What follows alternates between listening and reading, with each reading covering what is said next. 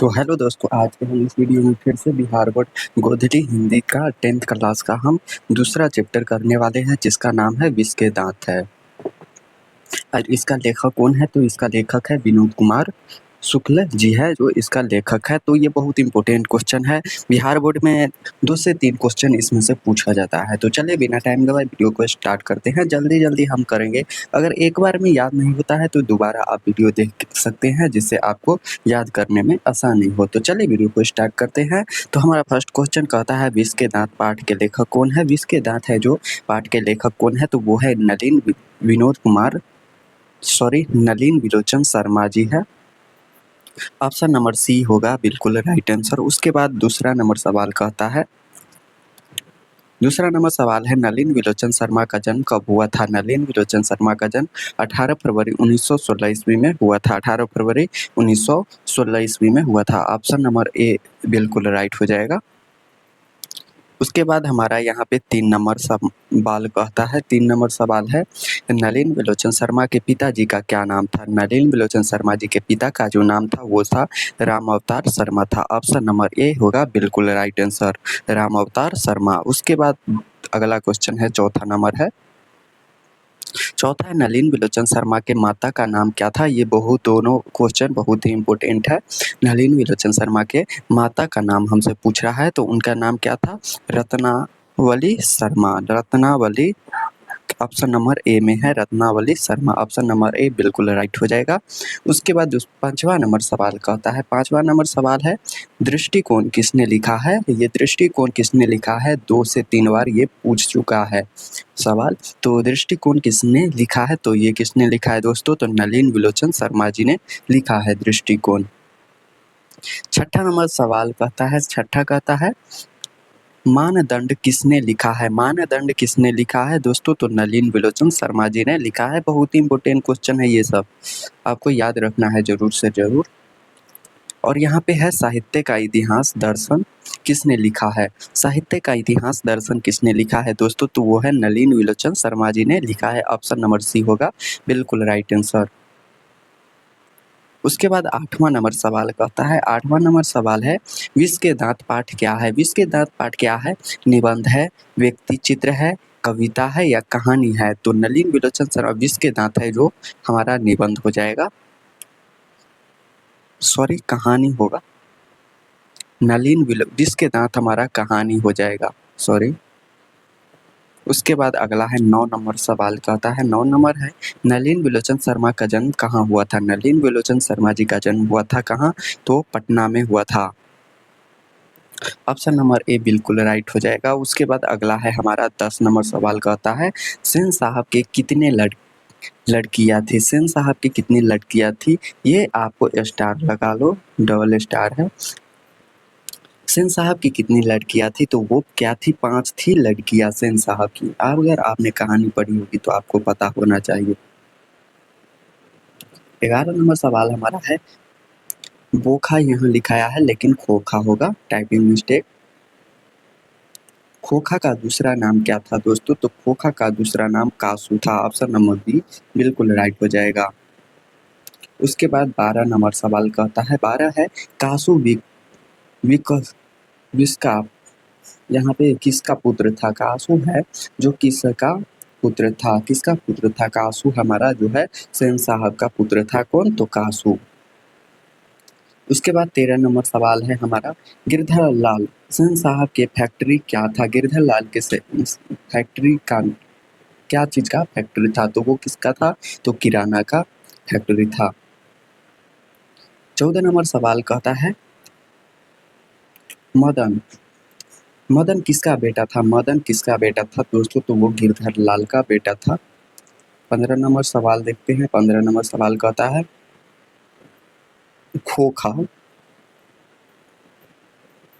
खोखा किन मामलों में अपवाद था? खोखा किन मामलों में अपवाद था? तो वो था घर के नियमों की धज्जियां उड़ाने में। वो खोखा किस काम में अपवाद था? तो घर के नियमों में धज्जियां उड़ाने में वह अपवाद था।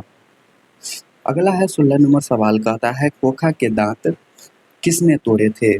खोखा के दांत किसने तोड़े थे? तो मदन ने तोड़े थे। अगर कहानी पढ़े होंगे तो आपको पता होगा।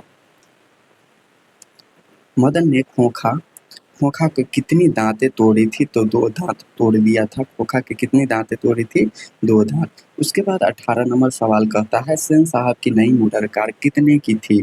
सेन साहब की नई मोटर कार थी वो थी 7500 रुपये की।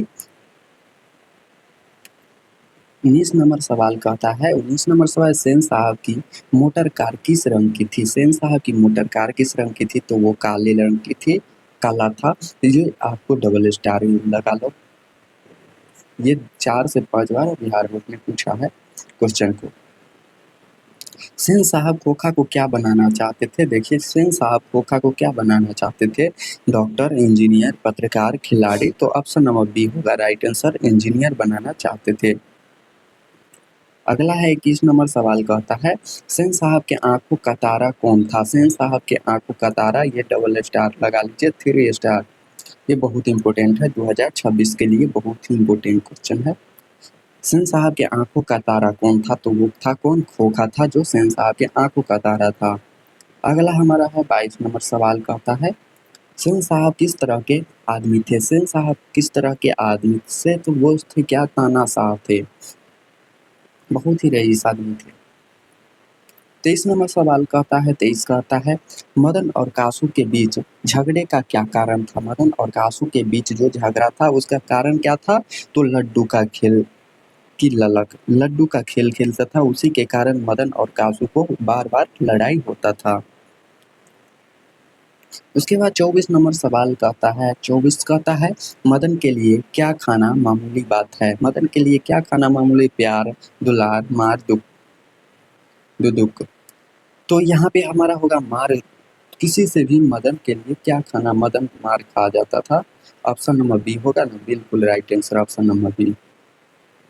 उसके बाद 25 नंबर सवाल कहता है 25 है झोपड़ी और महल के लड़ाई में अक्सर कौन जीतता है। अगर देखिए अगर कोई भी हो, अगर झोपड़ी और महल की, अगर छोटा आदमी और बड़े आदमी की लड़ाई होगा तो उसमें कौन जीता, अफकोर्स है जो बड़ा आदमी होगा वही जीतेगा। तो कौन जीता है, तो महल वाले जीतता है। ऑप्शन नंबर बी बिल्कुल राइट हो जाएगा। उसके बाद 26 नंबर सवाल हमारा कहता है मोटर कार को अलग खतरा था तो किससे था। अगर मोटर कार को खतरा किससे था, तो किससे था, तो कासू से। मदन से उतना नहीं था लेकिन कासू से खतरा था मोटर का कार को। शहंशाह का जो कार था उसी के बारे में चर्चा हो रहा है। अगला है 27 नंबर है खोखा किस कहानी का पात्र है। खोखा किस कहानी का पात्र है दोस्तों, खोखा किस कहानी का पात्र है। जिसके दान शिक्षा एवं संस्कृति, बहादुर, मछली। आपको ये शिक्षा और संस्कृति किसकी रचना है वो आपको कमेंट में जरूर बताना है। कमेंट में आपको बताना है। तो खोखा किस कहानी का पात्र है, जिसके दांत का है। ऑप्शन नंबर ए बिल्कुल राइट हो जाएगा। उसके बाद अगला नंबर सवाल है 28 नंबर। अगर आपको इसका पीडीएफ चाहिए तो आप हमारे टेलीग्राम में ज्वाइन कर सकते हैं, वहाँ पे आपको डेली का डेली आपको पीडीएफ मिलता रहेगा। 28 नंबर सवाल है खोखा नाउम्मीद बुढ़ापे का क्या था। खोखा है जो बुढ़ापे का क्या था, तो बुढ़ापे का क्या होता है, तो खोखा जब बुढ़ा जाएगा तो उसका क्या होगा, सहारे ना बनेगा। खोखा उम्मीदवार बुढ़ापे का क्या बनेगा, तो सहारा बनेगा। ऑप्शन नंबर बी बिल्कुल राइट हो जाएगा। सीमा कौन थी दोस्तों, तो सीमा कौन थी, अगर आपने कहानी पढ़ी होगी तो सेन साहब की एक पुत्री थी जिसका नाम क्या था, सेन साहब की एक बेटी अगर आपको पीछे मैंने बताया है सेन साहब की कितनी बेटी थी, सेन साहब की कितनी बेटी थी, तो वो कितनी थी, अगर आपने ऊपर ध्यान दिया होगा तो 5 बेटी थी, जिसमें से एक का नाम सीमा था, दूसरे का नाम आरती है, आरती, दूसरे का नाम आरती है। ये दोनों बार बार एग्जाम में पूछता है आगे पीछे करके। उसके बाद 30 नंबर सवाल कहता है सेन साहब की गाड़ी कौन छू रहा था। सेन साहब की गाड़ी कौन छू रहा था, तो मदन छू रहा था, उसी के कारण लड़ाई हुआ था फिर मदन और कासू में। अब 31 नंबर सवाल कहता है मिस्टर मिस्टर सिंह की गाड़ी, यानी कि ये है ना मिस्टर सिंह है, मिस्टर सिंह किसको कहते हैं, तो आपको पूछेगा लहना सिंह का दूसरा नाम क्या है, तो मिस्टर सिंह। मिस्टर सिंह की गाड़ी का हवा किसने निकाल दी थी? तो लहना सिंह की गाड़ी का हवा किसने निकाल दिया था दोस्तों? तो वो कौन था? तो आपको पता होगा सबसे ज़्यादा शैतान कौन था? तो वो कौन था? कासू था। तो ऑप्शन नंबर बी बिल्कुल राइट हो जाएगा। कासू मदन के साथ कासू है जो मदन के साथ किस खेल में शरीक होना चाहता था? तो किस खेल कौन सा खेल खेलता था जिसके कारण मदन ने मारा था कासू को? तो वो ऑफ कोर्स आपको याद होगा लड्डू के खेल में। लड्डू के खेल में लड्डू के खेल में शामिल होना चाहता था। उसके बाद 33 नंबर सवाल कहता है, किसने मदन को एक घूसा रस कर दिया? किसने मदन को एक घूसा दिया था? तो किसने दिया था? खोखा ने दिया था। आपको ऑफ कोर्स याद होगा खोखा। ऑप्शन नंबर बी बिल्कुल राइट होगा। ये सब आपको वहाँ पे एग्जाम हॉल में अगर गलती करते हैं तब क्या, कोई फायदा नहीं। अगला है हमारा ऐसे ही लड़के आगे चलकर चोर गुंडा डाकू बनते हैं, यह किसने कहा था? ये किसने कहा था दोस्तों? आपको ये ऐसे ही लड़के आगे चलकर चोर गुंडा डाकू बनते हैं, तो ये किसने कहा था? तो सेन साहब ने कहा था। सेन साहब ने कहा था। तो ऑप्शन नंबर सी राइट हो जाएगा। इसके बाद 35 नंबर सवाल कहता है, सेन साहब किस कहानी का पात्र हैं? ये किस कहानी का पात्र है? तो ये है ऑप्शन नंबर बी है का 20 के दांत। आपको पता होना चाहिए। 36 है स्वास्थ्य लाभ पुत्रियों को क्या सिखाया गया था? स्वास्थ्य लाभ पुत्रियों को क्या सिखाया गया था? स्वास्थ्य लाभ पुत्रियों को खेलना सिखाया गया था। स्वास्थ्य के लिए खेलना बहुत ही जरूरी है, तो आपका स्वास्थ्य अच्छा रहेगा। अगला है 37 नंबर सवाल है, खोखा खोखी का अर्थ क्या होता है? ये आपको पता होना चाहिए। खोखा खोखी का अर्थ होता है बच्चा बच्ची। ये आपको 3 स्टार लगा लीजिए 2026 के लिए। उसके बाद 38 नंबर सवाल का आंसर आपको कमेंट में जरूर से देना है। सोफर का अर्थ क्या होता है? ये आपको कमेंट में जरूर से बताना है। सभ्यता होता है, संबंध होता है, निर्देशक होता है, ड्राइवर होता है। इन चारों में से ऑप्शन आपको कमेंट में लिखना है और इसका आंसर ए, बी और सी, डी जो होगा जो आपको यहाँ पे बता देना है और ये भी लिख देना है। निर्देश लिखना है, ड्राइवर, संबंध, सभ्यता जो होगा आपको कमेंट में जरूर से बताना है, तभी पता चलेगा आपको कितना याद है। और ये भी बताना है शहंशाह की एक बेटी का नाम सीमा था, तो दूसरा बेटी का नाम क्या था? आपको कमेंट में बताना है।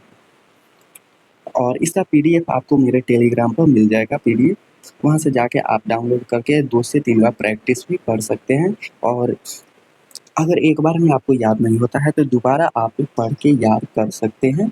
तो चलिए मिलते हैं नेक्स्ट वीडियो में अगले सवाल के लिए। तो मिलते हैं नेक्स्ट वीडियो।